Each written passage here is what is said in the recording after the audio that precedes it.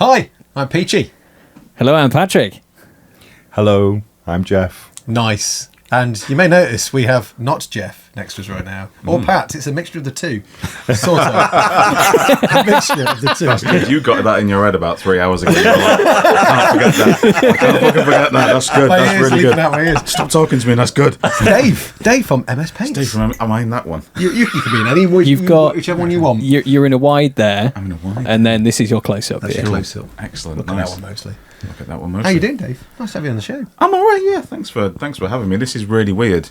Yesterday I was in a situation where I completely forgotten, and then I bumped into someone at a wargame show, and they were like, "You're on the painting phase tomorrow." I was like, Heresy! I am.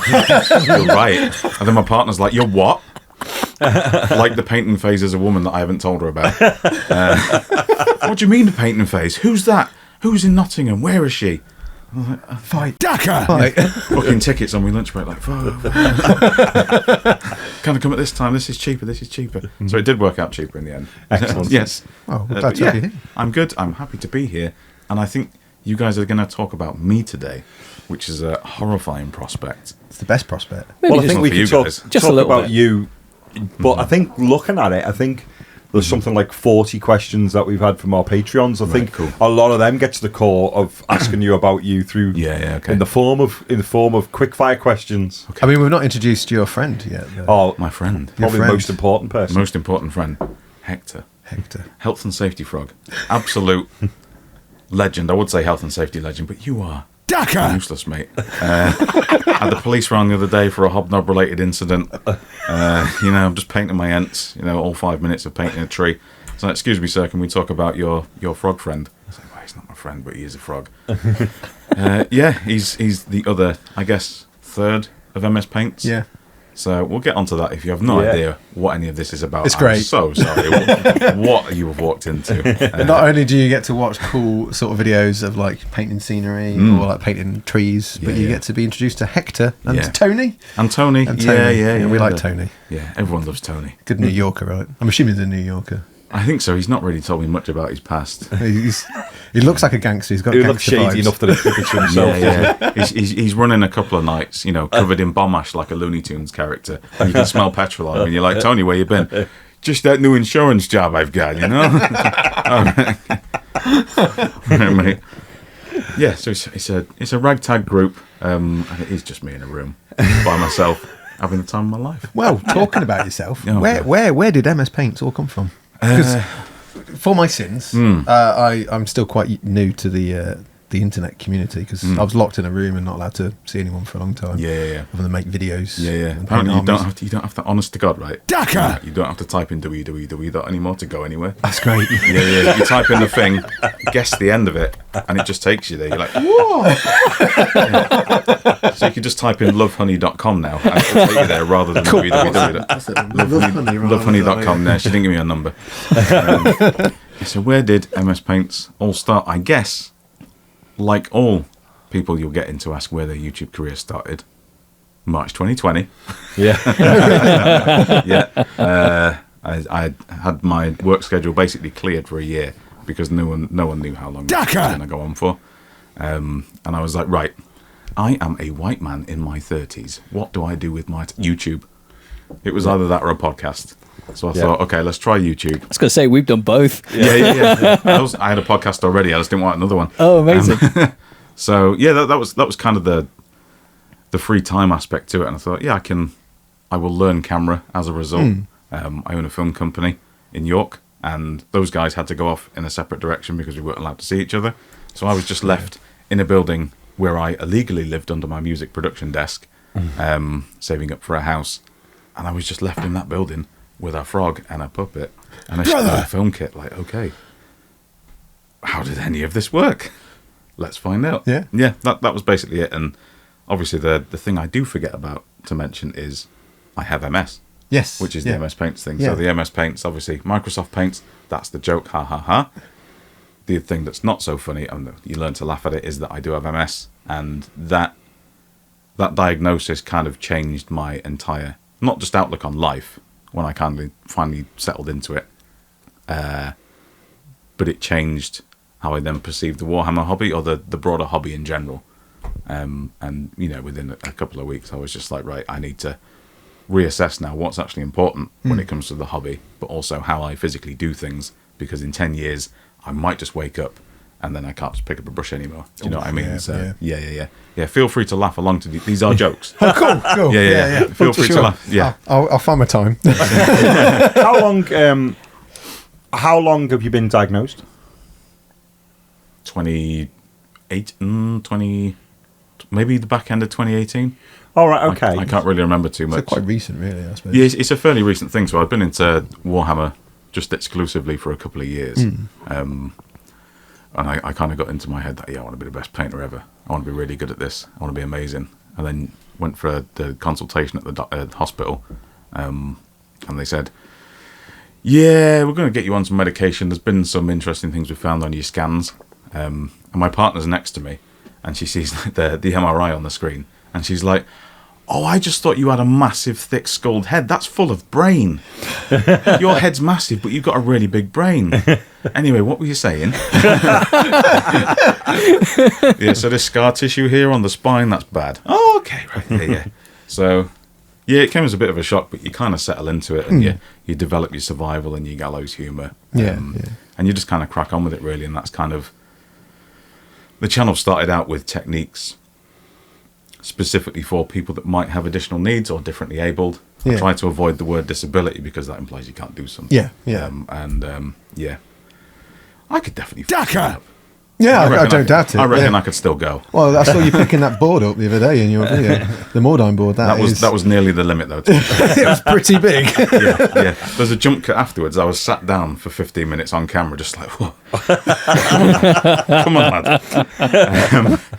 Yeah, so it's... what was I saying? Yeah, it initially started out where I want to teach people in a more accessible way, but then you start learning cameras and you go down that rabbit hole and you're like, heresy! I've got to put a video out. However, I've not learned anything new, so maybe I'll make it an attitude thing. Maybe I'll make it a cultural shift, which is something that I wanted to do, because we've all had that conversation or that moment before where we've seen a thumbnail on YouTube and thought, prick. And it's become more about differently abled people can now see someone who is differently abled in the hobby doing the thing, having a go. You see me Brother! up, you see me get things wrong, you see me drop stuff. Thankfully not lenses anymore. We've got magnets on all of them. Put magnets in my hand. Amazing. No. They make them with plastic now. And that's kind of enough for me to still be on track with my mission. Yeah. Which is taking the ritual and the reverence that is applied to painting on YouTube and dial it back. Which a lot of channels do, but I want to maintain the high level polish and the production value that normally comes with the reverence and the this is how things are painted. Which is pretty much how we started, really. Yeah. Was that it was layman painting, wasn't it? That was our aim from the beginning, Pat. Yeah. What was like layman painting, but not layman production values. Yes. Yeah. And and then you lowered your standards and got me. Oh, there was no lowering to get you. But it wasn't the biggest of step ladders. No, it was a two-step one, wasn't it? Yeah, it was one of them. Yeah. No, I was from the accessibility. So I remember, Yeah. I don't know if you ever watched any of the podcasts we used to put out in Warmer TV, but there was one where I had an interview with Wade, and he was asking me about my hobby journey, and I mentioned about my dad because my dad had a stroke in the 90s, and left-hander, can't really move his left hand that much, so he had to change using the other hand and start painting. Super frustrating, but then seeing the things he would do, and I've tried to always remember that kind of thing, even though I've not suffered from that, how useful dry brushing is, or I know some people hate me swamping models in Norn oil, but not everyone has that accuracy and that neatness, so we do get a lot of comments about that, don't we? I don't care. Are you a Norn oil swamper? I use it for what it's designed for, and it speeds up painting, and it's also really easy for anyone at any level, including high-end painters, because I've seen them swamp models before. It's a good technique, and if someone doesn't like it, that's fine, that's opinion, all power to you, but it's what I like doing. It's an opinion in the YouTube comments, which is is akin to Heretic. wishing well in a shopping centre. go on, chuck a penny in. Think real hard about your wish. Heresy. Getting it for Christmas. Very true. It's an interesting place, isn't it? The YouTube comment section. It's like the Wild West. Yeah. I don't- Do leave a comment, by the way. Please. Yeah, please. I was saying to someone recently that I don't think the YouTube comment section is as bad as it used to be. No, it's not. Like back in the day. Like if we get, I'll mispronounce it because I don't want to make it sound serious, but if we get a boost, it's usually on shorts and like TikTok and stuff like that. Yeah. And it's because I suppose they're quite quick. They're not like as well, fully edited, and it's like the full explanation. It's just like quick fire stages. Yeah. So people are just like, oh, it's pants. I'm gonna write that. I'm not just gonna say it out loud. And I write that's pants. Cool. All the power to you, sir. Like the one the other day, like least useful one. We had that beautiful video that we had with Bob Naismith, who was an absolute gent, and he was such a nice guy. I think and I know he where talked this about goes. from the very beginnings of how you sculpted with the material. Chivant, is it called? Chivant, yeah, which doesn't even dry. All the way through the process, and then eventually moving with the times. And a man who's in his 70s now working on CAD, so that it can then be used towards making files for 3D printing. And someone literally left a comment to put, I despise 3D printing. That was it. Cool. It's like that's the takeaway from that hour-long chat. That's what you took from it. Cheers. Really just like, it's just literally at times you just go, really? Just a barely tenuously linked statement. Yeah. Just right. Okay. Not a fan of Kit Kats. Yeah. Watch it back. I've got a Kit Kat wrapper in the bin. Way out of focus. Repent. Pornhub exists, mate. Go and do that. Purge. Leave me alone. Fight your battles. So you obviously got diagnosed and then Went for a bacon sandwich I after. bet. Just one. Yeah, the big one. Oh, yes, I don't know. Big one. Yeah. My mum was in the queue to get bacon sandwiches crying. And I'm like, just be fine, mum. Just put a load of ketchup on it. I'll be all right. Yeah. So it changed a lot of things in my life, really. Like I was just getting into powerlifting, Okay. which was Seen us. and then you try powerlifting with MS, and then you stand up with some weights in your hand, and then you can literally see through time. Yeah. And your spine feels like a power cable, but you've put the wrong voltage in the wall, so you just stood there, basically on fire, seeing through time, like in Clockwork Orange, like. Oh dear. So we jacked that in. Yeah. Lots of changes, but ultimately it's just made me a better person. I think. As weird as that sounds, it's chilled me out. It's readjusted priorities, and interesting few years. And now I'm on YouTube, and YouTube's weird. Yeah. Fun but weird. Fun but weird, and it weirdly pays more than actual film composing that I used to do, and sound engineering, sound recording. So to actually have it's not a great wage, but a steady wage to be creative is probably one of the rarest things you'll get in the world. Yeah. So I know that a lot of people don't get it, and they usually they're your grandmas or your grandpas going, but it's your hobby. My partner's 95-year-old grandfather trying to explain what I do to extended family around the table at his birthday. Oh, that must be fun. So funny. He's on the telly and he's got a little frog friend, and they run around on adventures and he gets paid for it. And I'm sat there like, that is what I do, Donald. That's really nice. I remember it wasn't that many moons ago when I spoke to my youngest child and said, what do you want to be when you grow up? And he said, I want to do YouTube. And I went, no, you probably want to think about a proper career. And now I do YouTube. Is your advice still the same? Yeah. Well, actually, it's gone, you can do YouTube, but make sure you've got the comment section switched off. Oh dear. And don't click on links. Yeah.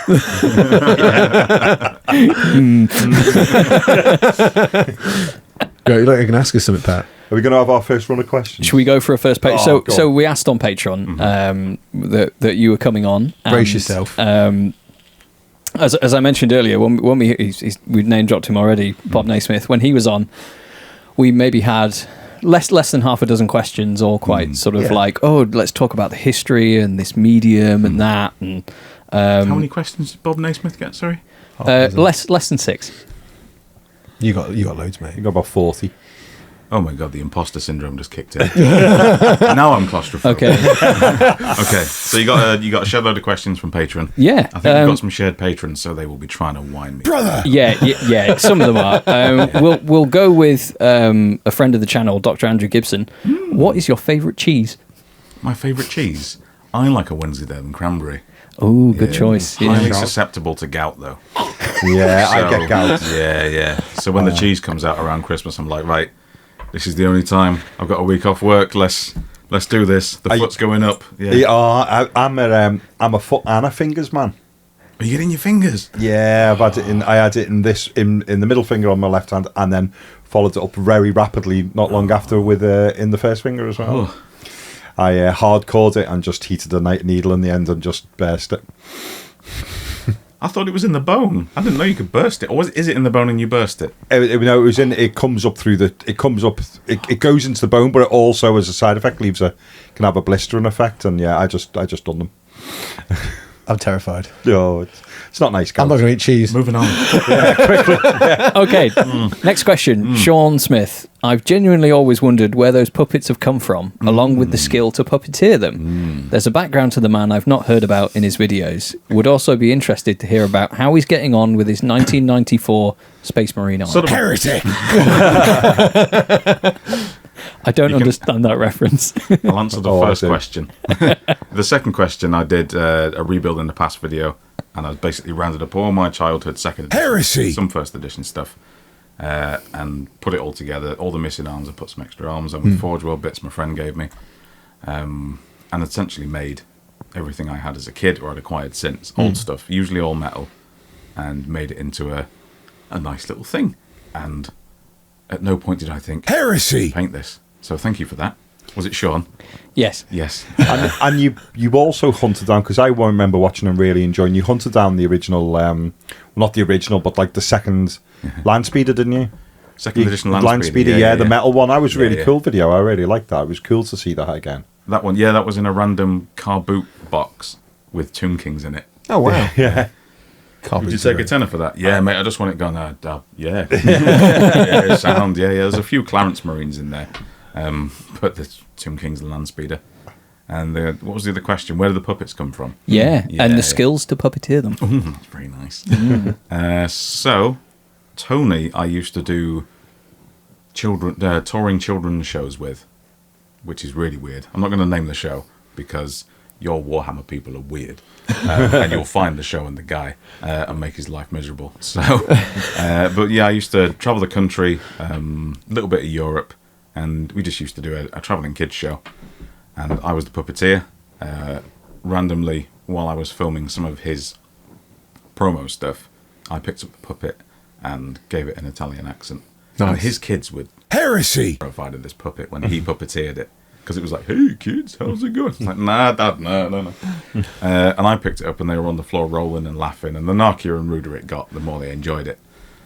So he gave me a job, which is obviously the logical thing you do. Absolutely. So, yeah, Dave, if we could, I know you've done it in the last 20 shows. In this one, could we not talk about the bodies buried in Pittsburgh? Yeah. I noticed you were trying to make it so I couldn't do that joke, but I did.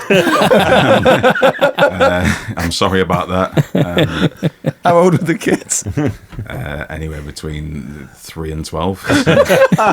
Adults found it funny. So yeah, when we eventually parted ways, I took the puppet with me because no one else could really puppeteer it, and I didn't want that to happen, so I bought the puppet off him and then kind of left and gave it some time. Like 3 years, I think, so that there was a distance. So dads whose kids had seen the show, because it was quite a popular show, wouldn't see the puppet, and he's now just on there just shooting the Warhammers and telling me to... Heretic! So we gave it some time, and then Tony started appearing. So, and Hector is Hector, who is not a puppet. He's not a puppet. No. So, you know how inconvenient that makes him. Yeah. To put in videos. Yeah. But I'm going to keep it a mystery for everyone else. Yeah, don't blame you. Yeah. Keep your secrets. Keep the magic, I think. Yeah. A lot of kids really love Hector, so. Hey, well, I love it. I think it's great. I like his love for hobnobs as well. What I love about Hector is the fact that he's so used to seeing him being quiet that even when he's just sitting there, I'm not thinking, oh, it's just an inanimate frog. I just think, oh, he's just chilling. That's it. You just think he's chilling. He's just listening and just taking his I time. recently watched him go and pick up cements for Dave. And steal some hobnobs. And steal some hobnobs, yeah. Hector's... I think you've got a question about Hector later on. Yeah. And that's a shared patron, so I'll get more into him about that. Oh, possibly, yeah. Yeah, very near the bottom. Mm-hmm. Oh, okay, right. So we can come back to that. I mean, my thumb's getting tired just scrolling through these. Oh, God. Are you picking the best ones, or are we doing them all? No, I mean, some of them get a little bit political, so usually I try and steer away from that to... that Michael Jackson one. Heretic! yeah. I mean, we'll talk about Jimmy Savile on it, but not Michael Jackson. There's no way I could even, say the question back to you without it. You could take that out of context. Yeah, just me reading the question. It's just dangerous, isn't it? It's just very I know good. that question. Yeah, maybe you should. Yeah. You can chop some words out, and I am a bad man. If I say that. So. Yeah, it's dangerous. Power of editing. Yeah, absolutely. So another one that I think we were going to get onto this anyway. Another one from Sean. I also think he has some interesting views on the hobby space on YouTube, in particular what the algorithm drives content creators to focus on and what to skip over, even if they and their core audience have an interest in the skipped content. So a video I've watched of yours that I've spoken about to Jeff and Peachy quite a bit, like Games Workshop Kick My Dog. Was that one, or like is Games Workshop is ruining YouTube That's channels? Yeah. And how... Like, I'm obsessed with how videos are like packaged, and how important that is. Like, I talk about how I think Ninjon does a really good job of like painting one miniature, but talking about like a broader subject to get you to click on it and all that kind of thing. I don't know where I'm going with that, but that video of like, is Warhammer doing this? And then you talked about how you kind of clickbaited people in the past-ish, or you had to kind of. Where you talked about the video about stripping models, and you were like, I had to make it Warhammer focused so people would click on it, but here I am just talking about Biostrip. That was it. Yeah. So that video, for example, which did do okay, that's one of those sponsored, you got to do a guaranteed numbers to get a payout thing. So I knew that I had to sell that one in a very specific way. And I'm only going to do a second edition Landspeeder once. In fact, no, it was the first one. I think it's the very first Landspeeder I did. So it was actually, what the video actually was my frustration at hobby groups that tell you to use a certain brand of stuff to strip. And there's even a skit with Tony where he's like, you just want to dip that in a liter of Demon Devil Overdrive. Right. I live in York. I'll go to the hardware store, the shop, and say, I need some Demon Devil Overdrive. Heresy! Because it's Yorkshire. Like, that shit just doesn't exist anywhere but Walmart. So the video was about, let's look at chemicals that are worldwide available and what they do to strip a model. But I knew that would do very well. So I basically had to say, how many land speeders can you fit up your bum? And it's restoring the Rogue Trader land speeder. All the keywords are in there. It's got a picture of it with the Goblin Green base. And then it just goes into what it needs to do. So the packaging, like you say, the wrapper that things go in, is ultimately more important than in terms of numbers, in terms of credibility, the video is the most important thing. But in terms of getting people to actually click it and watch it, you have to, I don't want to say appeal to the lowest common denominator, but you have to use the most functional words as far as the algorithm is concerned. I don't see the algorithm as an all-encompassing, like the Blob from the film The Blob that just swallows things. It's the reason other videos do so well is because those people know how to work the system. And there's nothing cheating about it. It's like when your accountant tells you can do such and such. With your accountant, you're like, oh, I can pay no tax. He said, yeah, and that's legal. Yeah. Heresy. Right, okay. It's the same sort of system, and you just learn how to use the system. That's essentially it. But everything starts slow at the start, and you don't have much visibility because you're small and you're new. That's how it is. You guys are a similar sort of thing. When did you guys start? Oh, you started in April, didn't you? April last year, and then we went live with Peachy in October. Yeah. April BP, wasn't it? Before peach. BP. Yeah. And then October PP. 5th was AP after peach. After peach, I was going to say post peach. Post peach. PP. Yeah. PP. Yeah. So October 5th, Peachy joined us, and we started October 22nd. April 22nd, wasn't it? I think was something along those lines. Yeah. So you guys have done something quite interesting, which is a bit of a combo breaker, because you're doing stuff like this, and you've got human interest stories like with Bob Naismith coming in, but the bulk and meat of the channel is tutorial driven, which categorically these days doesn't do particularly well. That's how you kind of move slower. Yeah. You get a stronger, firmer base, but it's less sensationalist. It's less how much Warhammer can I fit on my bum? Yeah. Or Games Workshop kick my dog. It's less that, but you guys are accelerating pretty damn fast, because I think when we actually opened discussions to get me on here, you had less subscribers than me. Now you've doubled it. So I was like, yes, how come? Yes. If I put it into perspective to show the power of the peach. I don't think it's just me. I think it's this guy and you. Yeah, absolutely right. Because I've just got a face. Pat is our recognisable. Pat is our momentous driving force. But to put it into perspective, we are all probably about 100 or so. We are virtually 40,000 subscribers in the 4 months since you joined. Wow, it's pretty good. It's because they recognise the face from Crime Watch. Like, I know this guy. If we keep watching long enough, he might literally murder something on air. I was just waiting for the reconstructions. Yeah, That's what they're waiting for. we need to do a dramatic reconstruction. I can't wait until we get some ad reads. I mean, I've got some stories about me being collared by the police because I looked like someone, which I can go into later. My wife refers to me as the Spondon sex pest. I'm not a sex pest, by the way. But you are from Spond. From Spondon. That is all true. But yeah, it's 50% right. It's a story I had to retell and explain, because we have a post room back when I worked at Games Workshop. There's a post room. We used to get personal posts in there as well as business posts. And I went down there, and one of the post lasses, she went, "Is it right that you've been arrested for like being a sex pest?" I was like, "No." Oh my god. No. Where have you? No. This is a rumour. And I was like, "No. I once got approached by 2 police because I fit the description." And the description was, for anyone unsure, was 19 to 40, dark beard and hair. And hair. Respect. It's very nice of the local police. Fat face. Fat face. I do draw the line at fat face. I wasn't arrested. It was a voluntary interview. They got bored of talking to me, and I carried on. It was just like, because it was on the news. The artist description was like more like just, I don't know, Hugh Jackman than me. It's like literally the opposite of everything. I'm more Professor X as opposed to hot Wolverine. I heard that I heard someone said to Hugh Jackman, if you shaved your head, you'd look just like Chris Peter. That's what they hit. Yeah, it's been going around a lot. It's a new movement that they're looking at doing. Is that like? Oh dear.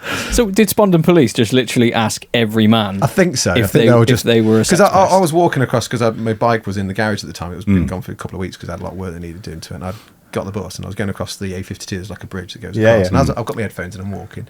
And suddenly this woman just stands in front of me, goes like that. I'm like, whoa. So I take my headphones off. She's like, why didn't you stop? And I was like, because I didn't hear you. I had my headphones on. She's like, right, well, we're the police. So I was like, can I see some ID? I have no idea what so they were detectives. detectives. Okay. So I'm in plain clothes, and in my head I was like, my dad's always said, police collar you don't recognise, ask for ID. So in my head I'm like, I'll do that. I have no idea what an actual official card looks like, but I'll just go, that look legit, it's fine. Anyway, she gets it show you a Costco card. I was like, oh cool, I shop there Thomas, your police are sponsored by Costco. But they started asking me questions like, do you know, are you aware there's some attacks been around here? I was like, no, I'm not actually. Do you know this area? I was like, yeah, I live around here. Do you know the fields and all the exits? I was like, yeah, I know all the exits. I walk around here all the time with a wife. And they're like, okay. So they asked me some more questions. I explained who I was. And she was like, why did you ask for our ID? Was your dad a policeman or something? I was like, yes, he was. And she was like, oh. And this guy's got his iPad and he's cycling through, and she goes, I think we should do a DNA test. And I was like, cool, I'll do a DNA test, I'm not bothered. And this guy with this iPad thing is just like, no, we don't need to talk to this guy, we'll leave him. And I was like, what's on the iPad? Is it like MI6 say stay away from this man? But yeah, I got home because in my head I thought, I'm going to be late for home tonight. I'm going to miss out on tuna fish surprise. The surprise is there was no tuna.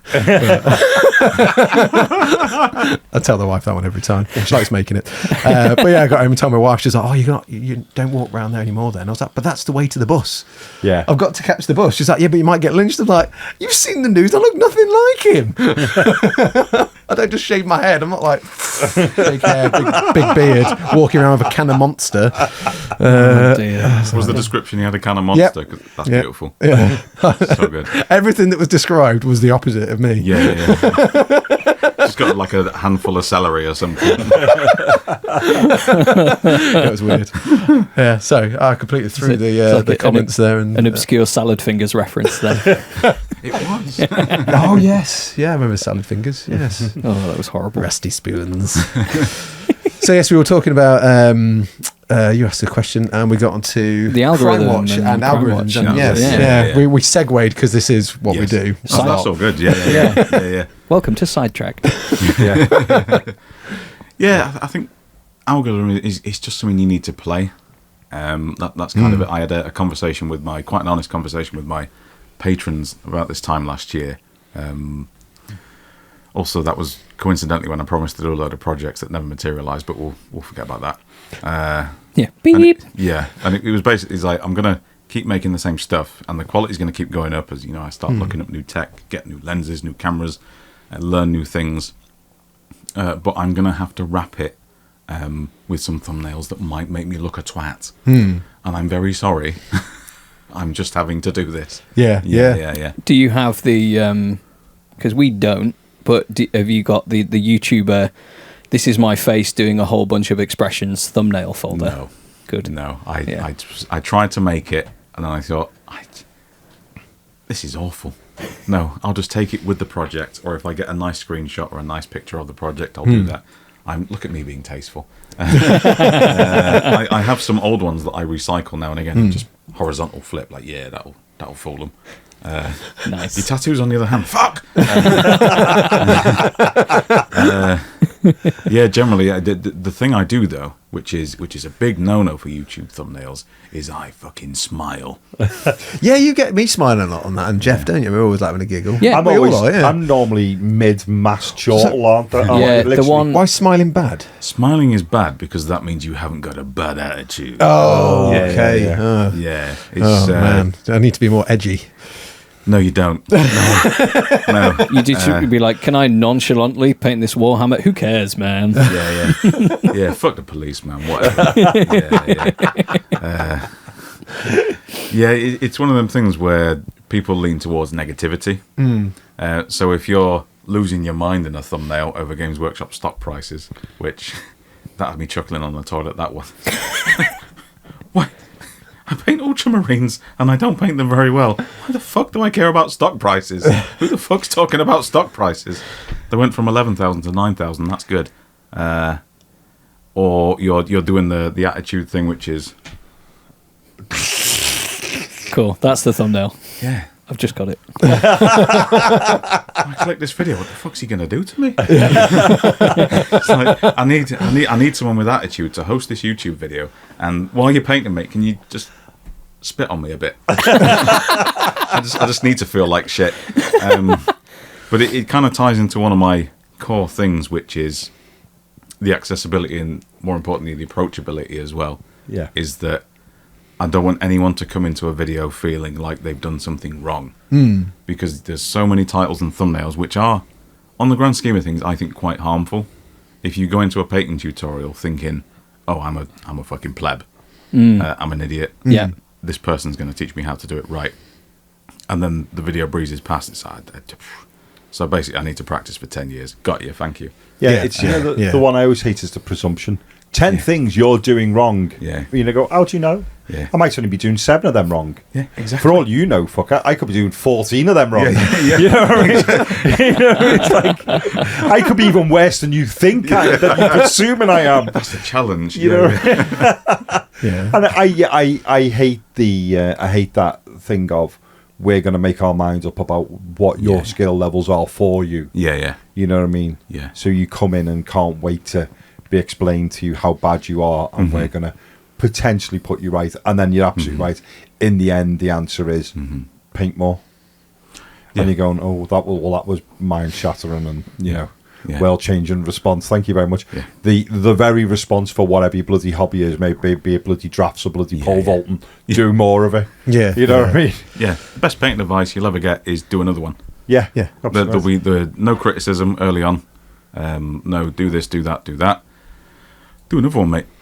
Yeah. Why? Just do another one. You're enjoying it, aren't you? Yeah. Do another one then. Our catchphrase always, in the early days when it was only me and Pat, Yeah. and it was extremely layman, used to be, didn't it? Was just try and paint your next one better than your last one. Yeah. I think that's- And then I would usually pitch in going, or not. It's okay if it's crap. Yeah, absolutely right. Yeah. We were massively unassuming, weren't we? Yeah. Whatever. Well, I we mean, don't also, mind. like from that point of view, it doesn't have to be better quality. It could be better in speed. It Yeah. could be better in Yeah. like you've done something Just different with the better, base. whichever Yeah. way you perceive better to be. Yeah. And you got to the end of it, and your bit of what you think is better was better than the Yeah. previous one. That's a win, isn't it? Yeah, absolutely. Or different. Yeah, or It needs to be different. better. It just needs to be different. It's well, it's kind of a cyclic culture where you're expected to get shit right, or you fucked it, you failed, sort of thing. You're not getting it wrong. You've failed. It's another buzzword thrown around with YouTube thumbnails and stuff is that big red letters failed. It's like, well, failure's a really harsh word. Yeah. It's up there with hates in like the binary of good and bad. Yeah. It's right at the at the arse end of it. And painting and hobby and being a creative and making anything, and I say this as being a working creative for 15 years, is the process of iteration, or the iteration process, where you have to just keep doing stuff repetitively, trying different things, a little bit of seasoning there, a little bit of salt, spice, change things around, and that's the only way you're going to get better at it. And it's the only way you're going to find your identity as you do it. Yeah. As a creative, and your stamp is on it. Like, oh, that's a Peachy, that's a Dave, that's a Hector. Yeah, they're looking good. Yours are normally covered in crumbs and jam. And then you have to go in the washing machine, don't you, mate? But it's one of them things where the advice at the end of the day is just do another one. Yeah.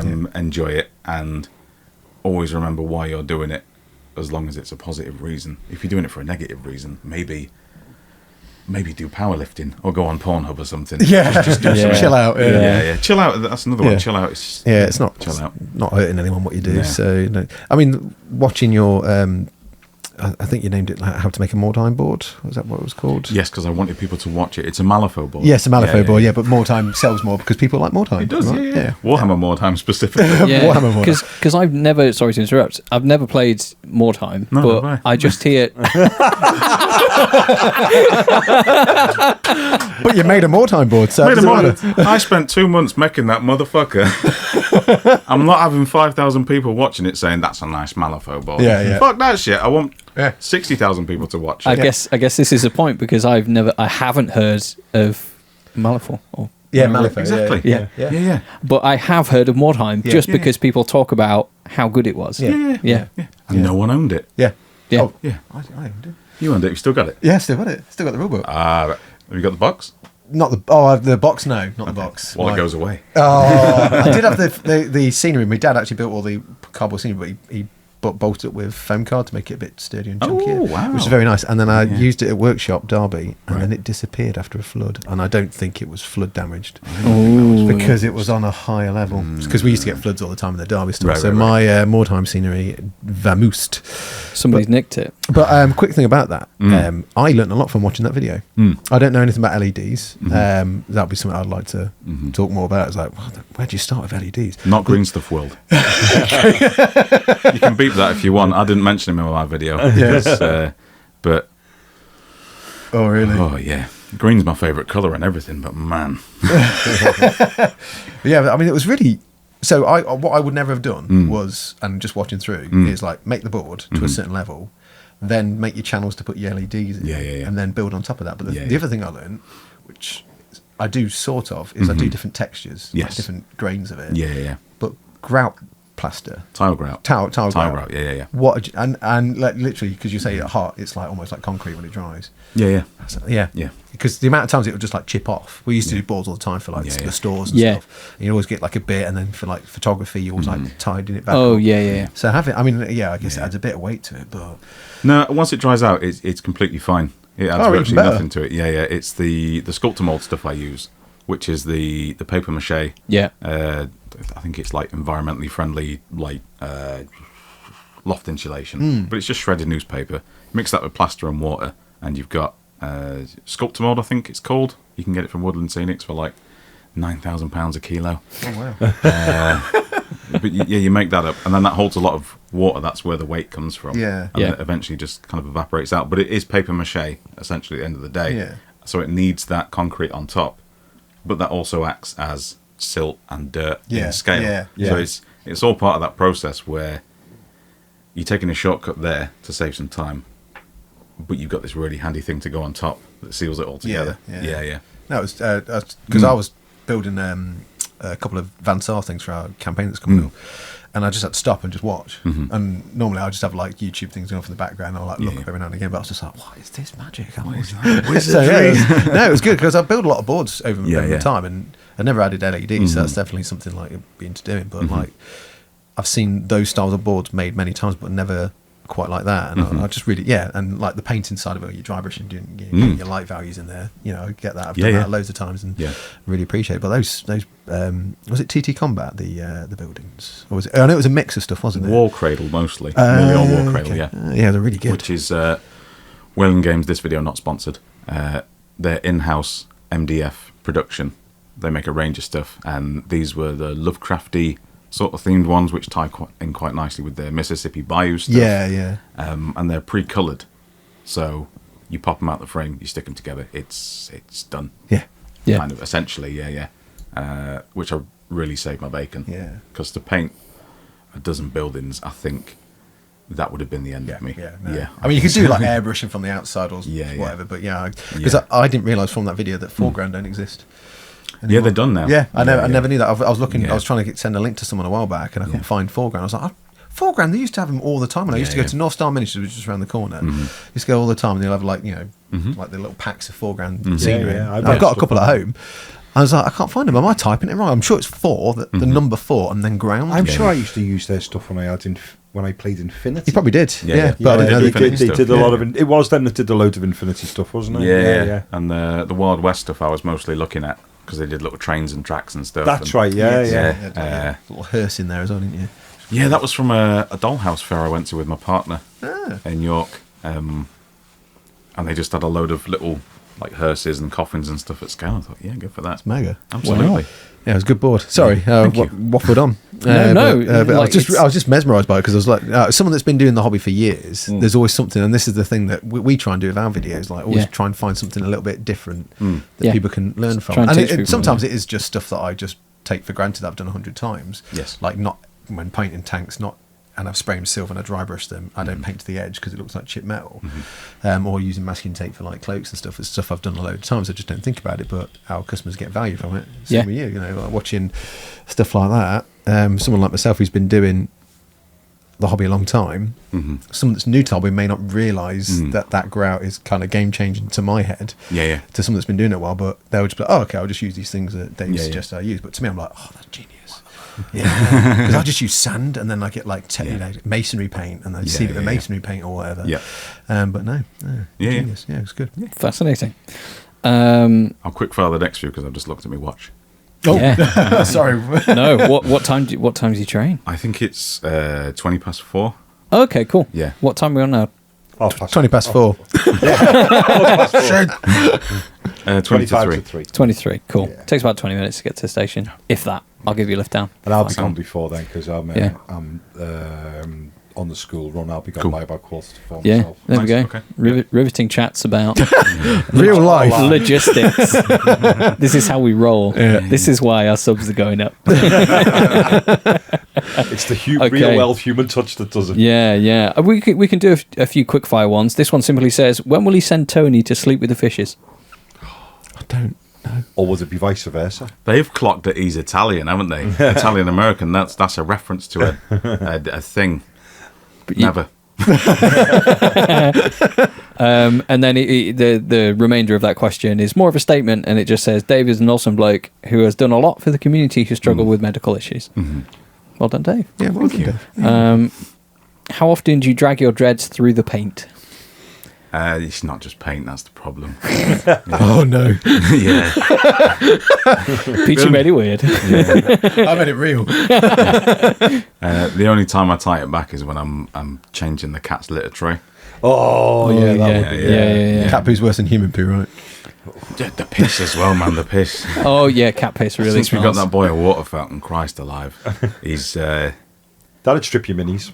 Yeah, when we've got one of these fancy all singing, all dancing Japanese trays, doesn't squirt water up his bum, but it's got like a filter on top to stop the smell, and it keeps all the smell inside. So when you open it, like, have you done a poo?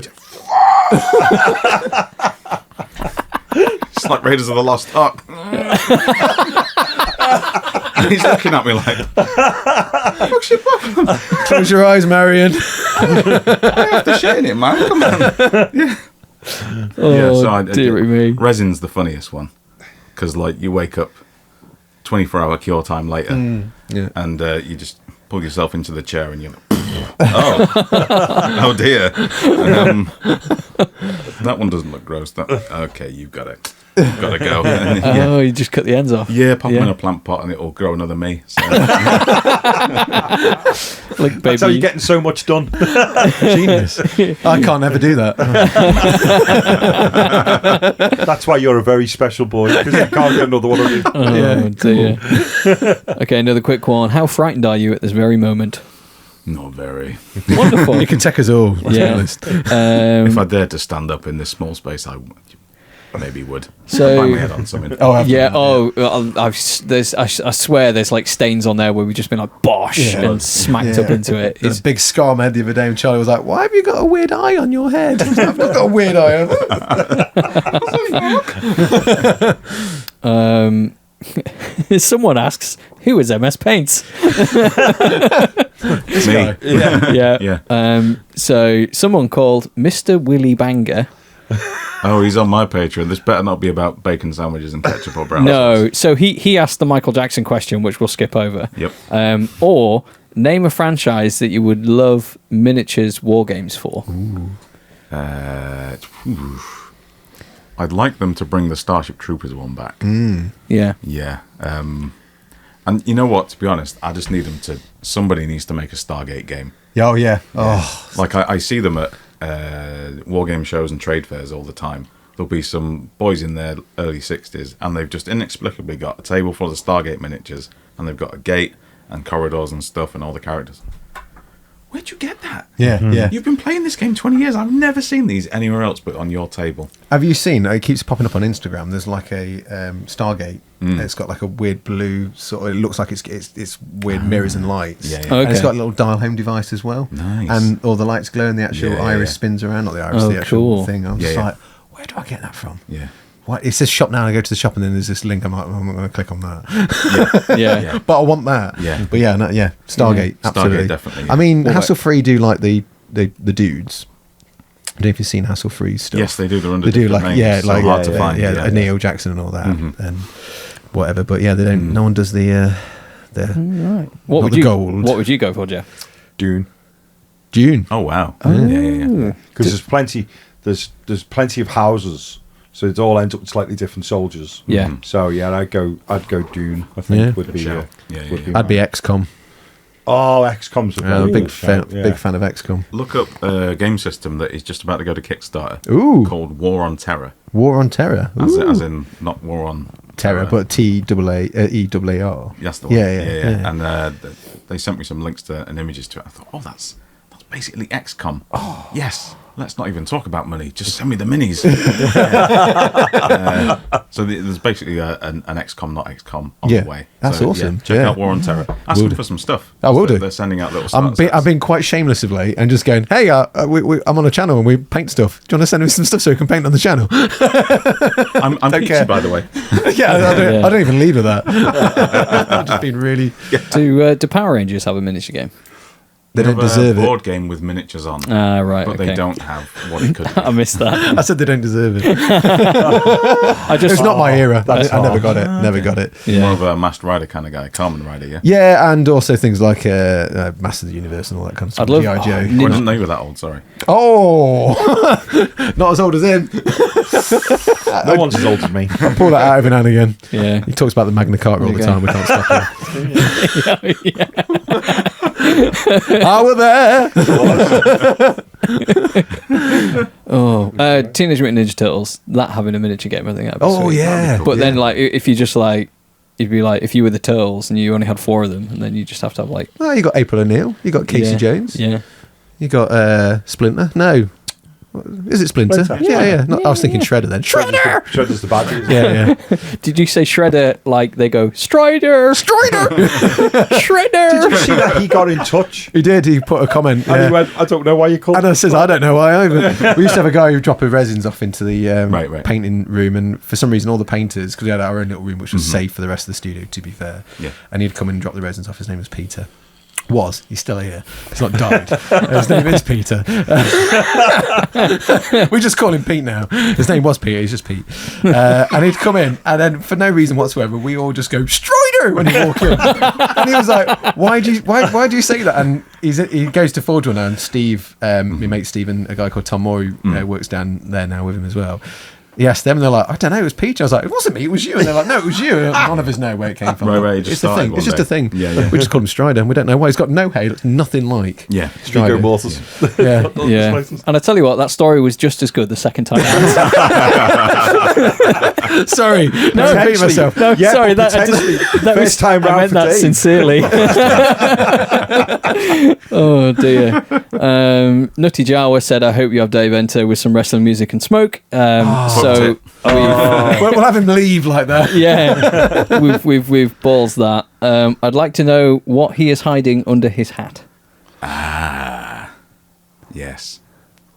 I get that question quite a lot. Do you? Yeah. You know, like nuns' habits. Yeah, where they hide their secret powers. And it's just like a big shining orb. Yeah. That's basically what's under there. If you pop the bonnet, it's like looking into the eye of the TARDIS. It's just too much for a human brain to handle. I reckon the hat has the dreads on it. That one as well, yeah. Like them comedy Scotsman's hats where it's got the ginger, hair. I think by the time I'm 60 or 70 and still brand conscious, they will be stitched on. Yeah, I don't blame you. Going. That's genius. Welcome back to MS Paints. Blah blah blah blah blah. Fuck off. Bye. Yeah. Well, you're still doing that in 30 years. Good on you. Yeah. I'll be talking about GW stock prices in 30 years. Or maybe I will. We're talking about the 30 years. I'll be dead by then. Well, that's grim. Fucking hell, I know, but I'm realistic. I don't look after myself. My dad was telling me about a story of one of his friends who got cancer and died. Fun story. Cool. And he went to go and see him when he was ill. Yeah. But he was very self-aware, and he knew that he didn't look after himself. And he went. My dad's called Joe, and he went, Joe, I've burnt the candle at both ends and in the middle. And I thought that was wonderful. A friend of mine who was a paramedic once, when he was trying to get me back on the right track, said to me, he said, how many fat old age pensioners do you see? And I went, not many. He went, no, because they're all dead. Fucking hell. This took a turn. Staying well out. Welcome back to Sidetracked. I can't run this channel on my own. Please don't die yet. Welcome to the painting phase. This is the mortality edition. Oh, moving on. Matt Dutton says, with both channels having an ethos of to get stuck in and enjoy yourself, regardless of skill level, ability, access to resources, etc., what challenges to getting yourself heard does that present when we live in an age of rampant perfectionism across social media? I mean, without wording it too bluntly. Be as blunt as you like. All right, then. Some of the big channels, the camera work's a bit shit, innit? Yeah. Yeah. So I don't think perfectionism is kind of... I don't think that perfectionism's kind of the issue. I think it's potentially lack of difference. Yeah. So you get a lot of nuts and bolts Warhammer channels, and you get a lot of nuts and bolts hobby channels in general. And I think the difficulty is trying to be you and trying to be successful. That's often an issue. Yeah. So when you start out and you're trying to cultivate a personality for yourself, one that you can do whether you're feeling good, bad, sad, happy, glad, whatever, it's kind of easy to default to, well, this works for them, so I'll do that. And you end up with big channels doing it really well and new channels doing it while they're trying to figure it out. And it ends up with everybody trying to race to essentially be the same person. Yeah. Like the default character in an MMO. Yeah. Is what you end up with. So I think the biggest challenge is because since phone cameras got so good to a point, a lot of things now are kind of dialing back on production value. And so the higher produced stuff tends to be, well, there's a resolution chase at the minute, but I think it will go to a picture quality and production value in the next couple of years. Because who the fuck can see 8K? I can just about see 720. So I think that it's a weird mix because people are doing stuff on phones and they're being successful. Yeah. So in terms of a tech perfectionism, I think that's very much up in the air. When it comes to painting perfectionism, yeah, words. Again, I think that's kind of a rubber band thing that's going to snap anytime soon. Is we see it with channels like ourselves, where there is definitely a vacuum or space for approachable painting tutorials and approachable people and personalities where, just something different. Like music trends change every 5 to 6 years, normally with a big shift, and then everything copies it. So I think we're kind of on the cusp of that. Yeah, there's kind of a... If you look at some of the big channels that are doing the same thing they were doing 5 years ago, their production values have gone up. They've kind of maxed out to the point of not sterility, but standardization. Kind of what I see with Warhammer TV is that works. Do that more, and occasionally the bit rate and the bit depth of the color goes up when they get some new kit, but it's the same stuff. Yeah. As some of you might know. Yeah.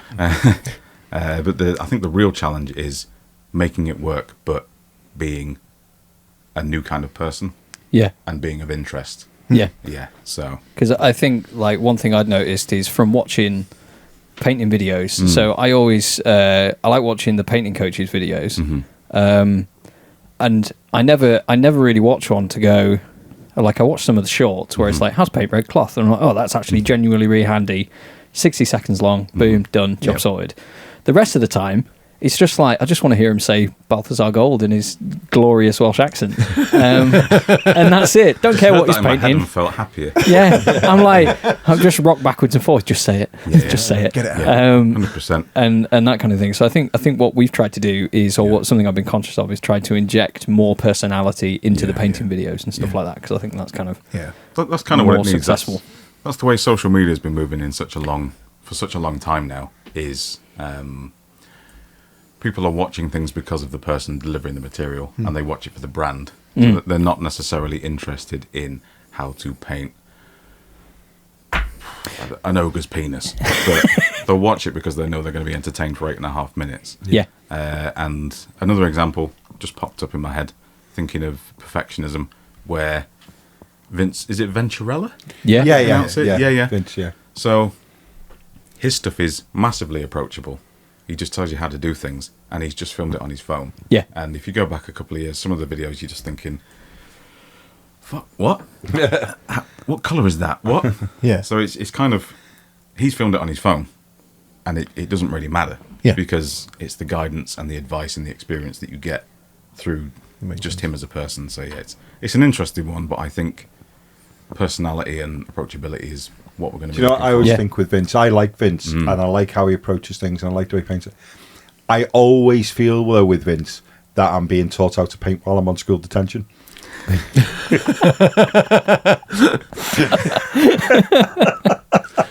I haven't watched loads of his videos, so I Yeah, he's can't, I got that can't very comment. sort of like Yeah, very straight to the point yeah. way about him, and you know, and he's nice. He's Yeah. nice, but he's not. He doesn't exude warmth. He's Yeah. nice, and he's extraordinarily professional. And I just So sometimes he's just like a physical teacher. like a teacher, and He's it always not- does very not an slightly feel like influencer. if I'd got that Space Marine painted in class, I wouldn't be staying behind to do it now. That is, I would. That's just thought about it. It's interesting that is a personality trait he's got, though. Yeah, you're absolutely right. And the yeah. personality trait might not be viewed as perfect. No, So but that it's- immediately is an interesting Yeah, thing. absolutely right. Yeah. Yeah, And therefore, whether you like it or not, I think that has value in our space. absolutely. Yeah. That wasn't me kicking you in the dick. That was No, just no, an no, interesting no, point no, I kind of no, thought no. about. Yeah, Yeah. But I've followed Vince for quite a while, and Yeah. I do rate him. But it always is like you go, this is the core of how it's done. There's no fluff around the edges of Vince. It's- It's to the point. Yeah. Direct. Amazing. So, Repent! who is someone you might know? I do know that man. Yeah. Dave has been an amazing guy to my family, and I think he deserves some credit for what an amazing person he is. So ask him to explain Hector's Super Squad if he'd like to. Tell him Burn them all! He says it's okay if he wants to share the details. Do to seriously help my kids out through a tough time. That's lovely, isn't it? It is lovely. So regardless of whatever that means, if you did want to talk about it or not, Yeah, that's very nice, So isn't it's, it? I think that's the thing I was going to come back to on Hector about. Oh yeah, Yeah. cool. So he's going through I'll gloss over some of the details, but he's basically going through a amicable / messy separation with his partner, and there's 2 kids involved, and again that's all been very amicable. But the kids are really big fans of Hector, and I thought, well, they're going through a difficult time. This video that was going to take me 3 days.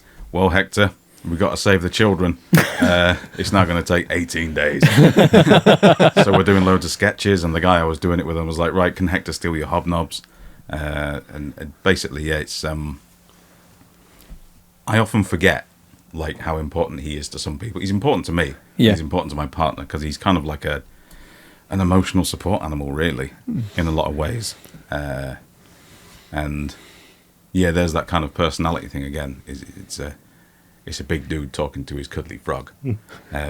But kids and adults kind of resonate with that. I'm of the generation where we grew up watching Sesame Street. And, Yeah, Sooty and Muppets Sweep. Tonight. Sooty and Sweep, exactly. Love Sooty and Sweep. So I think there's kind of a warm blanket of comfort around it almost. Yeah. But then I'll say, come on, twat, let's go and make some stuff. And everyone laughs, the dads and the kids. Yeah. So yeah, the Hector Super Squad, the 2 kids are in the Super Squad. Yeah. Which, you know, is a very elite group. So we've got patron supporters, but the patron supporters, they're not in the Super Squad because they're not cool enough. Yeah. So those kids have got that honorary title, and now they walk around school saying, yeah, you might be better at this than me, but you're not in Hector's Super Squad. And apparently they got in trouble for that. Which I don't know what Hector's Super Squad is, but it might be racist. Is it a cult? I need you to talk to me. Yeah. Your father's coming in. I mean, What's I've this Hector's Super Squad? yeah, Yeah. So it was just kind of a lovely little give back to the community sort of thing. yeah. That's really nice. And one of the patrons I met up with yesterday at the Vat and Attack show in York said to me, yeah, some people don't like him. Some people think it's a bit daft, but we wouldn't be all having this huge Patreon meetup if we didn't all like that frog. Yeah. Yeah. He's part of the brand. Yeah. And people respect it and like it and get down with it and laugh at the sketches and Yeah. stuff. So he's affected more people than I thought he would, in the same way that he's positively affected me. Yeah. Pat's got a T-shirt. Yeah, You I've got a Hector t-shirt. Yeah. Which one do you go for? The like American style. The The Obama Obama, one, the Obama, Yeah. yeah. My first introduction to Hector, because I was doing a bit of catch up of like YouTubers and stuff, was when he pops out of that crate that you had. It was like the travel set for painting. With the Gatling gun, he takes on those two baddies in the shed. I showed my wife that the other night because I was trying to explain about having you on the show and about how good your videography and ideas were. And I went, have a look at this, and my wife was just creased with laughter. I completely forgot that we just did a Chow Yun Fat John Woo sketch about a box. Yeah. Because you were reviewing the box, weren't you? Yeah. Well, it was the fact that you then went on to review it, and you went on to carry on reviewing it in the smallest hotel room in the world, which was just hilarious. Layers to that video. Yeah. The Frontier Wargaming got in touch with that. Have you got any ideas for a sponsored video? And I just looked to my right, and there's the Chow Yun Fat on the cover of Hard Boiled with a shotgun and a baby on. I'm like, yeah, I've got some ideas. And the frog popping out at the end with a Gatling gun, mowing people down, and it's complete carnage. There's so many blood splatters everywhere. It's amazing. I mean, it took a while for them to die. I will say. But I think they got shot like 50 times. Was that like the old school Action Essentials 2, like the blood impacts and stuff? One of them was, yes. Yeah, the one that pops up everywhere. Yeah. Yes. Yeah, like there's like blood mist, and there's one that's like an X or something, and That's it's the one. just like the X that's used in Walking Dead and all that stuff. Yeah. I had to get that in because I knew that one person would notice. I was spent so much time in After Effects just like shooting stuff and being like, oh my god, blood. It had Hot Fuzz vibes as well, which I quite liked. I don't know if it's just because it was like a farm and you had like like Edward Woodward style characters coming out of like Range the Bob Rovers. Hoskins. Yeah. So good. Yep. I thoroughly enjoyed it. And how long did it take to edit Hector fight a Balrog with lightsabers? Fuck. Because I watched that and I was like, an unbelievable amount of effort has gone into this. Yeah. Yeah. If you're like, I was, and that was to be like, oh, he's back. And at the end, you were like, oh yeah, I've got t-shirts. Yeah. It's if you don't know how hard the work was, if you've never been down After Effects, you think that's fun. That's really good. I quite like that. It's a bit crunchy. It's a bit naff in places. But if you've ever been in After Effects even once and immediately closed it, like, no. Not for me. Yeah. You look at that and think, what? Why? Just say you've got t-shirts. What is all that? And then there's drone footage. Yeah. Which was lovely, by the way. Going along the beach was gorgeous. It was really nice. Yeah. Bought a drone just for that. And to have a drone, that was fun. Yeah. And it's, across 3 different cameras, a drone, about 4 or 5 months of different processes into it. I imagine it was maybe 2.5 weeks solid work. Yeah. That came together. But I just fancied doing it for a laugh, you know? Yeah. Amazing. I would say I was one of those people that opened up After Effects because I had it on my laptop at work, had all the sort of suite, and I thought, I'll have a crack at this. This sounds fun. I've watched some YouTube videos. I was like, I'll go and make a cup of tea, close the laptop. Yeah. Never opened it again. Like there was, because if anyone is wondering, going, what on earth is After Effects? It's like Photoshop for video. And you need to go on Video Copilot. And there's a chap called Andrew Kramer who is like, Kramer. And welcome back to another exciting tutorial. And that's how I learned After Effects. And I think that's how most people learn After Effects. That's basically it. Once you realise you can download lightsabers off Video Copilot for free, you're like, right, that's my YouTube channel there. Yeah, that's it. Yeah. Oh, that lightsaber plugin was wonderful. Yeah. It was just a catchphrase. It was just the end of the line for me. It was just really went, where the fuck have you been? It was just my favourite moment of all. I just thought it was brilliant. It was such a really, really good. Yeah. I mean, really good. our merch reveal will probably just be like us sat around this table going, nice t-shirt. Nice t-shirt. Nice t-shirt. And then after we finish each other off, just start it off like that. Just kind of like really sort of downplay it. Drink tea in silence. Yeah. And I can come down again, I'll bring the guns, I'll kick the door in. Yeah. And I'll just blow his head off. Please do. And it just grows back again. or would it be, is it Men in Black when he keeps going back a bit more Is it like deformed. Men in Black or Men in Black 2 where he shoots the guy's heads off and it grows back but it's really tiny? Yeah. It takes a while to grow. Yeah. That was great. Yeah, I should do that. I should have a really tiny peach head. Lovely. I'm just going to double check these questions to make sure I haven't missed anything that isn't weirdly political. What's your favourite biscuit? Hobnob. Wonderful. How much wood would a woodchuck chuck if Get a woodchuck... Yeah, cool. Was that Micah? No, that was Walshy86. And then, yeah, Mike has asked a lot of... Randoms. A lot of ones. There's one about striking, about digging a hole. What else has he asked? Has he got any normal ones in there? Yeah, I don't think so. Have you betted them all? Gareth Harris asks, if you were stuck on a desert island with one of 3 members of the painting phase, who would it be and why? Fuck that. Yeah. Which one of you can cook? Well, badly. Beans on toast every night. Yeah, I'm all right. No, not a fan of beans or toast. Oh no, I said I'm all right at cooking. I love beans on toast. Oh, cool. You could do a coconut on toast, would be all right, wouldn't it? Yeah. And this one's really grim, actually. Right. Liam, who I'm just going to say for the record is a sadistic little bastard. Would you rather dig off your own thumbnail with a fork, or put a cocktail stick under your toenail and kick a wall? Is there any other options? No. That's stiff, that, isn't it? That's a stiff choice. Yeah. Yeah. He's been playing Heavy Rain. Cut your dick off or poke an eye out. I don't want it. You gotta save your kid. Fuck. I don't know, really. Probably the hand, because that's got not a lot of feeling in it. Yeah, I'll do that. Yeah, do that. Got you there. Now you feel bad because I've got MS. Yeah, you won't play that game. We'll play that game. Oh, dearie me. Somebody, the joke that you mentioned earlier, whilst Microsoft Paint is a great little program, I'm not sure what it has to do with miniature painting. So there we go. That's that one. Squidmar did a video on that, actually, where you can fuck around with Microsoft Paint and learn use Photoshop. You got paywall. Ignore me, carry on. Okay. Okay, so here's one from Digging a Hole Man. Who would win a fight between Robocop and a Minotaur with a jetpack? Wow. Robocop every time. Yeah. Is the Minotaur a space marine or just a Minotaur? It's just a Minotaur. How would it know how to use the jetpack? Well, exactly. Yeah, I mean, it's just gonna go. It's just gonna go like and smash into a wall. Yeah, And then Robocop will shoot it in the dick. Just say Robocop's got a gun that comes out of his leg. Yeah, You can't compete with that. But did they have baby food there at that time? That's the question. He might starve before he has a chance to shoot him in the. Yeah, now we're looking at the wider picture, aren't we? Oh yeah. Yeah, I suppose we are. What is your opinion on the socio-economic climate in the 13th century Mongolia?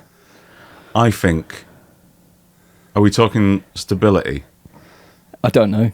Right. Just your opinion. Well, that's my opinion. Like, decent. Good answer. Yeah. If you could sit down and teach any old school wrestler how to paint or model, Yeah. who would it be and why? Well, I mean, most of the really old ones would, like, in the time on now. I assume now. It says any old school wrestler. So Right. I remember because what is old school? Is that like Hulk Hogan? Like the and golden age, like the late 80s sort of Yeah. thing. Yeah, I mean, I reckon most of them could barely pick anything small up these days. Yeah. Yeah. Apart from grains of cocaine. Individual grains. I mean, so I'll delicate. Yes. Oh, that's amazing. Write something. I mean, just for the laugh of it, really, I'd have the Iron Sheik in and try and teach him like 9th edition. So I don't know if you know, the Iron Sheik is the guy who shouts "fuck" on my intro. Oh, is he? Yeah. It's like he's never broken character, and he's not a sheik, and he's not made of iron, but he did a lot of roids, and he's just lost his mind entirely because he did a lot of coke and a lot of roids, and just didn't leave character. But his grasp on the English language has also deteriorated with age. So just, if you're curious about the Iron Sheik now, just YouTube it, watch an interview with him. It's hilarious. I would fuck Hulk Hogan with a beer bottle. Would you? Yes. But you're a manly man. That's kind of, that might be a little bit gay, right? No. Metaphorically fuck with beer bottles. Right, okay. Right, I got you. No, it's a saying. Yeah, that old one. Yeah, that old Hulk Hogan with a beer bottle. It's rhyming slang for going to work. Yeah. You watch, be like, hey up, I haven't seen you in a while. How are you feeling? Well, I fucked Hulk Hogan with a beer bottle last night. It was rough, man. Yeah. Oh dear. But yeah, probably the Iron Sheik just for the clicks, to be honest. That'd be hilarious. I wouldn't let you stay in my house afterwards. It's a brilliant excuse. Just for the clicks.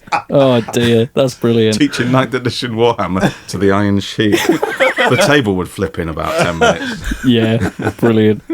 Okay, how many times has Dave watched the Hulk Hogan Yap Happy Strap match promo? The Yappa Pie Strap. Oh, promo. sorry, I knew I'd mispronounced that. Yeah. I like my novelty countdowns. Yeah. That remind people it's not serious. Yeah. And the Indian Yappa Pie punishment strap number 1. And we swap out the number for different points I'm making. Yeah. I found another really good one, which is from a new Gundam thing that's out, and it's just a woman punching another woman, but the noise she makes on the crunch, it's like, I need that. Yeah. I'm number 1. Might be time to retire Hulk Hogan there. Yeah. Decent.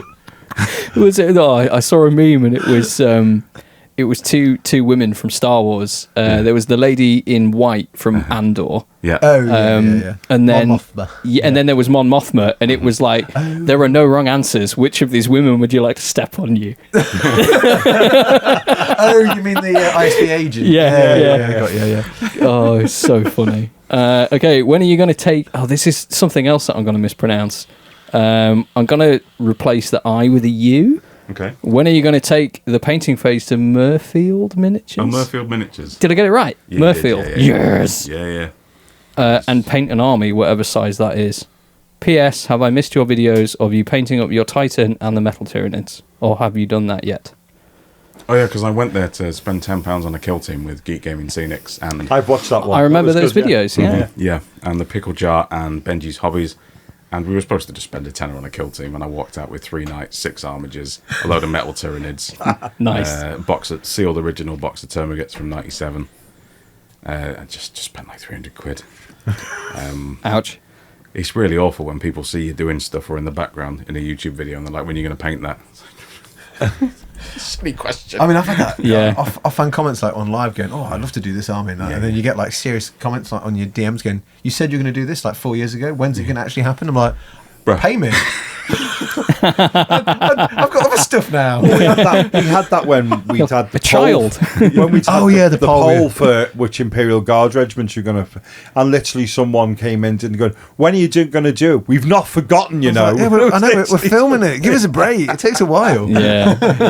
But I think because we've gained like a fair bunch of subscribers since we did that poll. Yeah. When we released the like paint 10 guard regiments, people were like, where's Deathcore? And it's like, oh, well, we're kind of converting the box and this, that, and the other. And someone was like, where's Kachan? And it's like, they have their own miniatures. Well, I mean, Deathcore both. Someone asked, because the whole videos were about converting the Cadian box set, the new Cadians. And there's people asking where the Deathcore Krieg one was. You go, they've got their own box. They don't need converting. They've got a box. They're all good. I mean, you could do some cool regiments using the box, and that could be another video. Yeah. Saying that, like, we just might not have explained the idea well Steel enough. Legion. I don't know how many times someone said Steel Legion. Where they're going, you really need a longer jacket for that. It's not a Cadian thing. Oh, it's same for the Vostroyans, but you can find a way around it. Yeah. Anyway, we're talking about me and our painting video. We should be talking about Dave. Yeah. The last question was, what is your favourite classic Arnie movie? Ooh, tough one. Oh. And there's one right answer. Is he? Yes. Whichever one he picks. No. I'm going to guess you're a commando guy. Ooh, you guess right. I guess right. You strike me as a red heat kind of man, but we're not. That's the sauna scene he likes.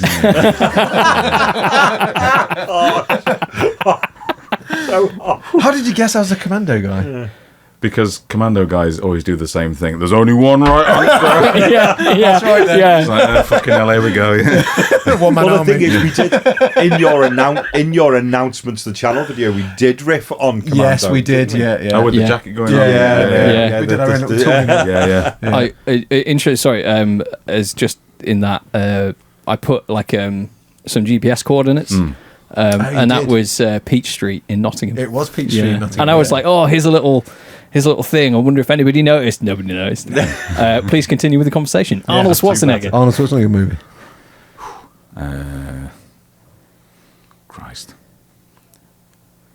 Terminator 1, I think. Conan the Barbarian. Oh, yeah. I watched that recently. I think it has, when he's in that gladiator pit in the, like the start, that has I think that's peak Arnie yeah. There's a lot of that, isn't there? It's divine. Just do that on a microphone, we'll put it over the top, it'll look legit. And Spoiler alert. For the record, they're all Arnie movies are great. Even like things like What are you, Jeff? not 6 Days. What's the other one? Where he fights the End of demon. Days. End of Days. I watched I watched The Last Stand recently, which was his first film back after politics. And Was that with Johnny Knoxville? Yes. Yeah, that's the one. Yeah, and he like crashes through a window and he's like, "How you doing, Sheriff?" Or it's, "How you feeling, Sheriff?" And he's like, "Old." Yeah. Oh yes, is that like in the old western town? Yeah, Yes, I've seen that one. Yeah, He's done. His newer stuff has generally been a bit pap. Did anyone see Maggie? Yes, I No. saw Maggie, Yeah. and I thought that was quite interesting for him to pick that. I don't think it was. I didn't think it was a particularly good film. I thought it was all right. Yeah. But I thought that's probably his best performance he's done as an actor. He was reaching, wasn't he? Yeah, And it was yeah. good to see him try. My favourite one, I'm going to go quite populist and say Terminator 2. Yeah, decent. Yeah. I mean, there is the fate that I think Christmas movies go Jingle All the Way. Fuck no. I've never seen it. Never seen it. I've never seen Never it. It's seen got Jingle All the Way? Oh, it's awful. it's got But the it's a great little Christmas- like little Anakin Skywalker from Littler. from When he was littler. Phantom Menace. Yeah, is in it. Before Is the the drugs kid. and the car crash. Yeah. That's the one. Yeah. No, not Matthew Broderick, mate. The Jake Lloyd. I suppose you've got to give a shout to True Lies as well. Yeah. Oh, Which you kind of yeah. forget. But that's also James Cameron. So you're Yeah. like, Yeah, you've skewered me now because I'm Terminator 2 and 'Cause then I just realised there's just there is so much in True Lies. And for me, always in True Lies, my favourite line is, you know, when Tom Arnold comes round to pick him up for work and his daughter's walking out the door to get on the back of the motorbike with her boyfriend and she's got that enormous crash helmet on and as she walks past and Tom Arnold goes, I remember the first time I was fired out of a cannon. yeah. It's just and you know what, it's one of them, it's almost under mic, it's just so throwaway and it's almost the point where I just think, I don't know if that's been ad-libbed because it's so bang on and just throwaway, you know, you could so easily just miss it and it's just the line of the movie for me. I love that line. Because I've been on a bit of an Arnie binge recently, and I watched True Lies, and I'd forgotten. I think I was so young when I watched it the first time. I was just like, "Yo, my God, terrorists! They're so mean, but they're so slapstick and useless." Oh, they are. Yeah, they the literally. bloke on the missile at the end, you're like, Yeah. what? Yeah. Is he going to hold up a sign that says yikes? Yeah. Oh. It should be the Acme missile, shouldn't it, on the side of it, shouldn't it? With a big fucking fuse out the back. Oh dear. But yeah, I think Commando is up there for me. Yeah. I think Total Recall potentially pips it. Also good. Yeah. I think Commando for me is the most quotable. Oh yeah. Oh And yeah. I think yeah, it's yeah. the cheesiest of the lot. Yes. I would like Predator is also exceptional. I skip the first, I think, 5 minutes, which is the cheesy bit of his daughter, and he's like carrying logs, then getting like, Yeah. ice Ice cream cream with on his his day. nose. Yeah. Yeah. The movie. Fucking idiot. And just skip to the bit where he smells the bad guys. Predator starts at the in-air arm wrestle. That's when Predator Oh starts. yeah. In our arm wrestle. Yeah. Dylan.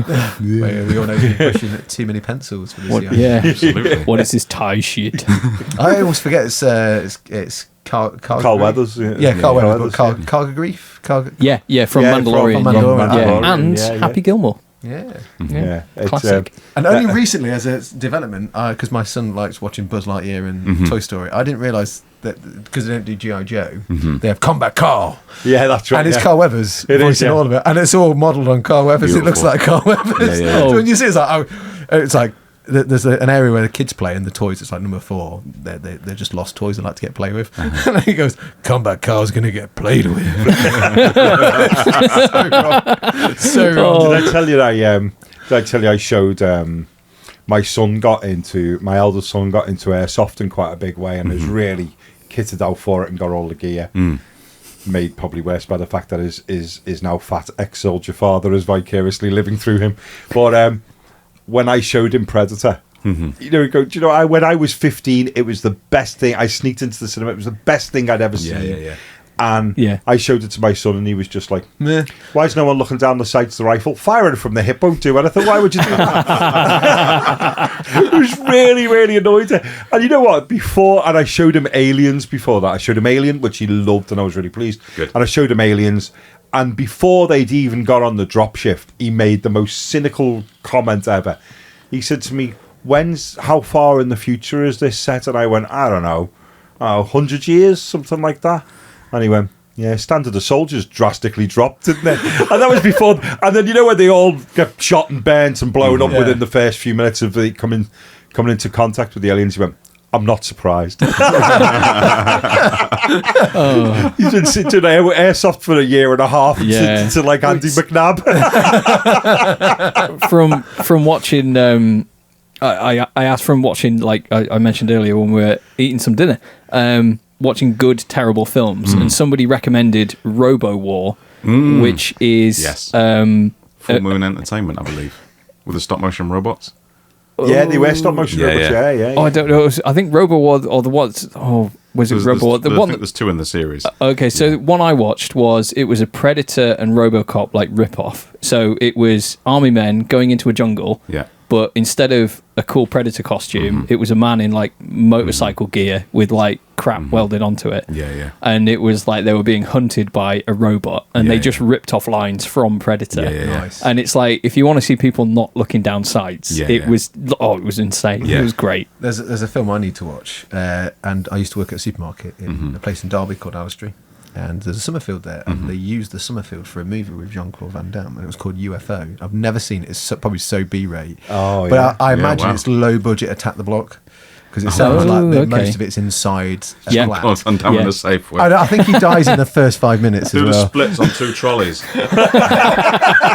I'm 65. Clean up on R4, please. Clean up on R4. Yeah. I've got 2 to recommend I watched recently, which, in fact, I don't recommend. I recommend one of them. The first one was, to echo what you were saying, is a film in Italy. It's called Terminator 2. Everywhere else, it's called Shocking Dark. Right. And it's like one of them Ugandan movie posters where they've kind of seen 30 seconds Brilliant. of it. And it's Jackie Chan hugging a dog, but his legs flying up there, kicking a dinosaur in the head. And it's basically aliens with lines ripped directly from it. They find a kid, save the kid. The aliens are just dudes in suits with wobbly tentacles flying everywhere, like Plan 9 from outer space. Just artificially extending scenes where they're trying to open a door, pushing a button for 5 minutes, and it just fucking opens when the threat's gone. And one of their team members all of a sudden gets to the point where he's like, I'm a cyborg, by the way, and my mission is to kill you all and protect this data in a secret lab in Venice, because they filmed in Venice, and I think it's all in Italian and it's dubbed in English, and then it's bad Terminator at that point, to the point where they've got a mannequin of the main bad dude and they electrocute him, throw him down a stairwell, and he bounces off railings and bits of him fall off. Shocking dark. I really, really love bad dummies in films. When you're just like, that's a dummy. Yeah. And like a bit of polystyrene goes everywhere. I like it. It's an aliens film, but called Terminator 2. And then turns into Terminator. It came out 3 years before Terminator 2 as well. Yeah. It's almost like they predicted the future. Another Terminator would come out. Yeah. But it's Shocking Dark is absolutely shocking, and it's worth a watch. Yeah. I really want to see, just because the name is hilarious, Velocipasta. Yeah, I've been recommended that one a few times. Okay. The other one was, I bought it on Blu-ray, fuck me, The Eliminators, which is it Defenders of the Earth? Is it not? Is Eliminators the one where the guy's half robot, half tank? Yeah, I had that poster on my wall. Yeah. Yeah. Have you still got the poster? No, I had my that God. poster. I had that poster on my wall. I used to all really bad films. The local video shop round the corner when I was a kid used to give me all of the posters. Yeah. And I was virtually, next up was the ceiling because they were just like wallpaper. Yeah, yeah. And he's Absolutely. literally like a cyborg man. Yeah. And obviously he's just on his knees, but he's inside a tracked. Yeah. Oh my I'm thinking God. vertical half. I was expecting one half to be a panzer tank and the other That's half to be an arm and a leg. That's the sequel. See if you can get the poster up for it, because the It's costume does not match up to the artwork. No, I mean, the artwork. wait. So it does, what, but to the point where it looks what was fucking it? dangerous. What was it called again? The Eliminators. Also, I'd like to just clarify before they say it in the comments. I know I said panzer tank, which means the same thing. It's like saying naan bread. I know. Don't comment it. I know. I just said it by So you accident. basically said panzer. Panzer, tank, bread, and chainmail, which is mail. The Eliminators is. Oh, so there was a new one with Scott Adkins. Is that Not that. artwork? No, this is about 1984. That looks like... No, that's the original poster, yeah. Yeah. If they did a remake with Scott Adkins, I'd watch the fuck out of that, because that man can just kick a building down. Yeah, You know what I always yeah. think is Oh, sad? The Eliminators on Amazon Prime, Yeah, yeah. 2016. Yeah. Yeah. That Oh no, it is just Eliminators. Yeah. Not the Eliminators. Right, okay. Yeah. So the yeah, original one- there's Scott Adkins looking badass. That looks like a Scott Adkins movie. He's Yeah. better than that, but Yeah. the original one has pretty much everything that a teenage boy would want. Oh, it was There's amazing. James Hong at the start doing his Dave Lopan sort of routine where he's a mad scientist, like, and then he's built a cyborg that can get inside. He's standing on a remote control tractor tank thing, and they've strapped him in. And there's bits where he's going down steps and stuff. It's like, no, you are. You banged your head there. You're unconscious. and it just keeps coming towards camera, and he's just sat in it like that. It's some weird Indiana Jones shit, but he has to move on with the story. He has to obviously get out of the tractor, so he just gets out and then puts his legs on hilariously, just screws his legs in. And then Denise Crosby from Star Trek turns up. Yep. And there's an unnecessary topless scene where she takes her top off to go swimming into a crashed ship. Kept her jeans on. And then puts it back on, and then the cyborg's like, everyone else is like, holy shit, boobs. And Cyborg's like, I don't understand what that means. And it's actually a comedy, and then there's some magic and mysticism at the end, and shooting lightning bolts like Raiden. It was the best 15 quid I've ever spent. Yeah. Sounds it. Yeah. That sounds great. Yeah. I'll pirate that later. Yes, the Eliminators. Yeah, go for it. What was that question anyway? It was the Arnie. That was a good question. question. Yeah, I mean, Segued. we Good segue. Yeah, that was a great segue. Yeah. What were you going to say, I was Jeff? going to say the thing I always hate with we talking about bad films is movies that you've watched young and adored and thought it can't get any cooler than that, and then you watch them as an adult and you go, oh my good God, how daft a teenager was I. I recently watched that one with Rutger Hauer where he's chasing the alien. Nemesis? The Rutger Hauer one was chasing the alien through a semi-flooded London. Right, yeah. Was it called Split Second? I think it might have been Split called. Second, Yeah. yeah. And I remember thinking, this is the coolest thing I've ever seen when I was about 14, and then watched it not long ago and thought, oh my God, this cost about 42 pence to make. I was a big fan of Krull. Used to watch Krull loads when I was a kid. And I watched it recently, and I was like, oh, the Palace Guards are mega. I love the Palace Guards, but they get killed by those like aliens with like the laser rifle things or laser sticks. Yeah. And I watched it again. They're just like in motorcycle leathers with a cloak, Yeah. painted red. And I was like, oh. I thought they were cooler than that. Yeah. But yeah, Krull. Yeah. That's a hard one. See, that's the good. There's the interesting thing is we weren't the teenagers that my teenager is, because my teenager has a ridiculously high standards. Well, I started letting my lad watch New Hope and Empire Strikes Back. I thought I'd start with originals and work follow the journey Yeah, most of course, of us had, right? yeah. As opposed to like time. You don't want to make the Darth Vader spoiler. But also tech-wise, it feels right. Yeah. Because it's like quite... Because otherwise you have a bit of a jump. Yeah, Although, yeah. Like watching them in chronological order must be quite weird because they're just jumping around all over the place. Yeah, yeah. But it's also a good way to learn how to count, isn't it? 4, 5, 6, 1, 2, 3, 7, 8, 9. Yes, absolutely. That way. He was bored. You could tell he was bored. Oh, no. Really? Yeah, well, Empire Strikes Back he enjoyed because the Battle of Hoth. Yes. He liked that bit. Right at the start, hate the rest of it. He loves stormtroopers, and he was at the very start of New Hope. He was just like, "Yeah, get him, get him!" When they're killing all the fleet troopers of the Rebel Alliance. He's like, "Yeah," because he's got two like large stormtrooper. They're called Bob and Dave. He's like, Dave's just killed another. Yeah, get him. Well done, Dave. Charlie, they're the baddies. Yeah, he loves Bob and Dave. I recently watched. I'm aware that we'll have to finish soon. I recently watched the footage that was recorded on set with David Prowse's voice in the suit, and it's like, no, you're part of the Rebel Alliance and you're a traitor. Take her away. It's genius. Why did you take my lines out? I lost them. My favourite is, and I showed you it, is like, my favourite is Peter Mayhew saying what Chewbacca would be saying if he was speaking English. Oh, yeah. So the actors have got something to... Have you seen that? No. It's like, he's, when he's welding the top of the Falcon in Empire Strikes Back. Oh, yeah. And Han's buzzing about between coming in off a patrol and then finding out Luke's not come back, and there's a whole bit. And he's welding, but obviously it's to give Harrison Ford context of what to respond to. And he's welding, and Peter Mayhew's got that sort of, slightly gruffish Southern English accent, and Harrison, and they go, and take, and he's with the weld, and Harrison Ford walks past, and he literally, in the Chewbacca outfit, goes, "Oi, where have you been?"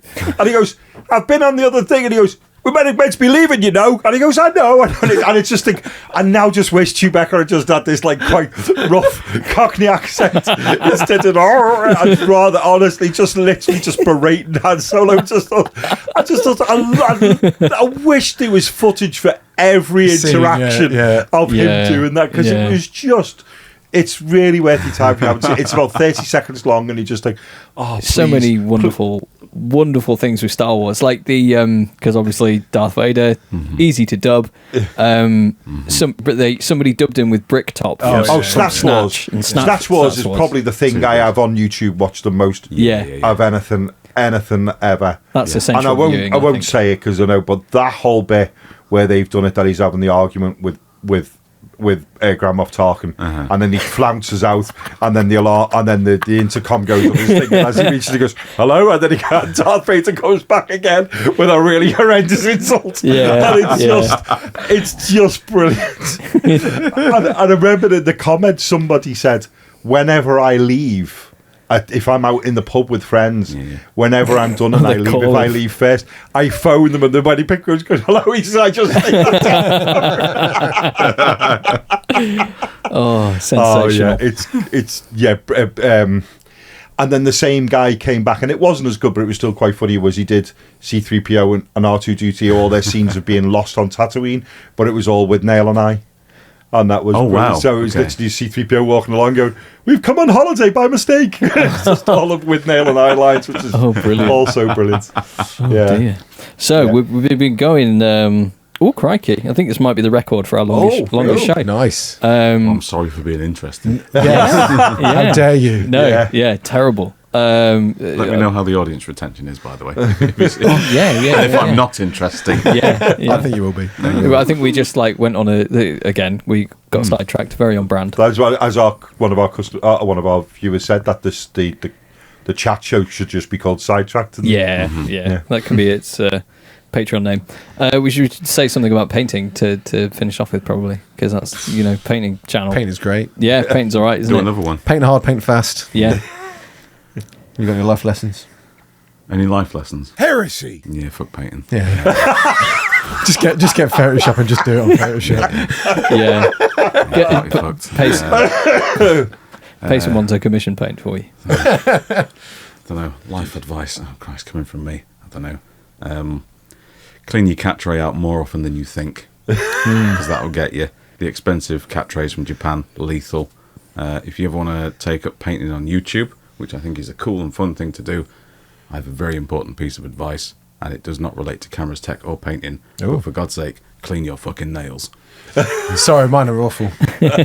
No, don't want to show you. Mine fall to pieces. Mine's coming in gold primer. I don't think mine can get dirty because I don't have any nails. No, you know what? To be specific, clean under the nails. Yeah. Don't worry about paint on them. Yeah. Or terrain, or sand or tile grout. Just for God's sake, at the start of the video, if you're unboxing something and your nails are filthy, I am done. Yeah. No way. I used to find that sometimes, like, if I've been doing stuff with the bike on the weekend, I get like a bit of oil on my fingers. I'll be like, mate, scribbling for ages. And I always get told off by my old manager, going, why do you keep doing that? Wear gloves. I'm like, I'm sorry, I just don't think about it. You're told off. Well, it wasn't really told off. It was more just like, you can't be on camera with fingers like that. I was like, I'm sorry. I'm sorry. I've been like wiping it with swarfiga and all sorts. It's just not going. But sugar is apparently quite good. Yeah. Well, I mean, it just goes to show I'm a practical human that actually does work, as opposed to some people. Or you'd be like, I'll do proper work. I work with my hands. And my wife would disagree with that. She'd be like, you don't do anything around the house. I was like, yeah, I do. Just when you're not there. I work with things involving mud and oil because I'm a man. Yeah, absolutely. Well, thank you, Dave, for coming on our silly channel. That's okay. Sidetracked, as it's now called. The whole channel's called Sidetracked. Well, this chat is certainly called Sidetracked. Yes. It's been a pleasure. I enjoy your videos. I think they're really, really good, really informative. I have learnt, weirdly, in the last evening, like a whole load of new tricks and stuff like that. Oh, shit, really? Yeah, literally watching the Ent one and the Mordheim one. Because the Ent one was really good for like basing. And like some of the different types of trees and stuff that you used, and like the scenic bits and bobs that you got from different companies. Because it's not just like the process of what you're doing; it's actually like the equipment you use as well, which I find fascinating. Oh, in terms of like materials and stuff. Yeah, materials, processes. It's like just getting that reindeer moss, dipping it into like a mix of PVA with paint, to make like horrible washed up black icky looking seaweed. Self-adhesive. Self-adhesive. Yeah. Sticks to the board and then hardens itself. Yeah. It's just like, wow, that took 30 seconds. Yeah. Genius. I would say something more about that, but that's it. Less is more. I'll give Dave your present. Oh, yeah. Ooh. So it's going to be a new thing I'm going to do if we have more guests. Sorry, Bob. Sorry if you watch, I never got around to think about it. Yeah, it was West Bob gave us stuff. I am going to donate. Ooh. Private Peach. Private Peach. Was Private Dancer earlier today. He's Private Peach. But you renamed it to sound more important. Yeah, absolutely. You can keep that to transport in. Thank you very much. Noble. It's got more facial hair than I deserve, but that is Private Peach. But that is how you appear in my dreams. So that's what we're talking about. Yes. Yeah. Thank you very much for that. That's really nice. It's just a ventrally noble. Is that the faction you invented? That is the random faction I invented back many years ago, which now has law, which is mad. I don't know why they did that. Made it into the recent codex. Apparently so. Yeah. Well, in the guard codex. Yeah. I was thinking there's another one. So what are the royalties novelised as well? What are the royalties on Zero. Although I've been donated a novel, so I'm going to get hold of that. So. Because you've been novelised as well, haven't you? Novelised, yeah. Not me, obviously. Not you. Yeah. The Chris Peach biography. I should do that. Yeah. To Ventrilia and back. A peach's tail. Really naff. Yeah. Brilliant. But yes, thank you for coming on. Thank you very much. Would like to come back again. Oh yeah. Time. Yeah. Talking really, Gundam or something like that. I was going to say, let's ruin your channel metrics and do some Gundam. If you ever want a laugh, like a big gamble laugh, is do some Gundams on your channel. And then just sit back with a cup of tea and read your comments. I've been a supporter of you since the start, and now you're doing Gundams. I'm going to have to unsubscribe. What? I don't think you've given me any money. Supporter? Bye then. This is disgusting. A massive turn off. Fucking turn off. What's turning you on? I was really aroused before I watched this video. As usual on a Saturday night when I'm, cuddling with my wife, we normally put on a bit of MS Paints, just to set mood, And then, I'm whipping it out, and then you whip it out. But it's not Warhammers. It's a Gundam. Foreign muck. Foreign muck. We haven't touched each other since. Bloody Gundams. I got you. I broke you. Bloody Gundams. And on that, please follow us on Patreon, and bye.